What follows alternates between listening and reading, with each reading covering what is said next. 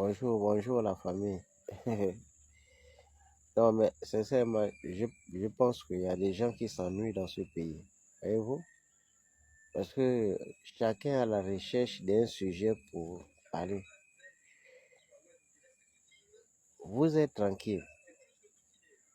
Et puis, Nginzuba, il a son parti politique, les démocrates. Il sort déjà d'un problème d'1 milliard dans la voiture, tout le reste. Il n'y a pas eu de soucis à ce niveau. Après, vous apprenez quelques temps après, il y a le dialogue. Un des membres du parti participe au dialogue. Après, on vient vous annoncer non, David Akouré a démissionné du parti de Nginzuba. Enfin, il a participé au dialogue.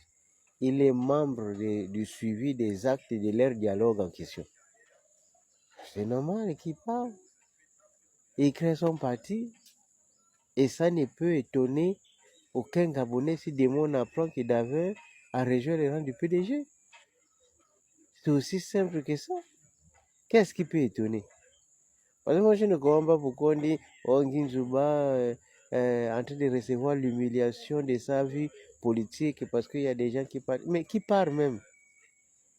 Quand David part après le dialogue, vous pensez que c'est un départ qui peut fragiliser Nginzuba? Hein? Lui-même, il a déjà montré à la nation qu'il part parce qu'il a eu sa part d'argent. Alors, c'est simple. Maintenant, il y a l'autre là qui démissionne aussi. Bon, il semble que lui, il a voulu imiter le timing du très célèbre Bertrand Zimbabwe. Bon, enfin, on ne peut pas imiter les gens, hein, parce que Bertrand, c'est autre chose. On peut tout dire, mais le gars, c'est un génie. Il a choisi le timing parfait. Les interlocuteurs à la hauteur de l'événement, la circonstance, l'environnement, il a tout planifié. Mon frère, toi, tu vas chez toi et puis tu démissionnes devant le président du Parti démocratique gabonais. Ce n'est même pas le président de ton parti. Mais en quoi c'était nécessaire de porter les chats pour venir démissionner devant le président? Il fallait simplement écrire sa lettre de démission, déposer à la direction des démocrates, annoncer que moi je pars. C'est tout, ça aurait été si simple que ça. Tu n'as pas besoin de faire le spectacle devant Ali pour dire ta démission parce que Bertrand Zibi, il a démissionné devant le président de son parti, donc Ali. Et il a démissionné chez lui. Là où lui, il est député, devant les populations qu'il représentait à l'Assemblée nationale. Donc il a choisi le timing, il a choisi l'homme parfait parce qu'Ali c'était l'homme parfait puisqu'il était le responsable du parti. Donc le timing était choisi. Là, il a démissionné et évidemment on connaît la suite. Mais la démission de l'autre là, devant Ali, et l'annonce de rejoindre le Parti démocratique, en quoi ça peut fragiliser Nginzuba? Parce que le commun de tous les Gabonais qui respirent dans ce pays maîtrisent comment ça se passe. Les va-et-vient des uns et des autres. On se connaît dans ce pays. Donc ça ne peut surprendre personne.